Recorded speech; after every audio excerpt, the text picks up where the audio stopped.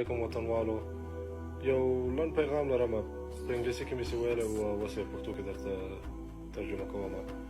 تاسې باید داسې احساس ونه کړئ چې دا زما مخالف چې کوم نژاد پرستي چې وکړه تاسې باید بېرته دغه ونه کړئ، نو دغه په ذهن کې ونیسئ، دغه ما ته پرېږده، سبا مسابقه چې د ما سره ده دغه به یې سزا وي، نو ته یې نور ما ته پرېږده، انشاءالله سبا به بیا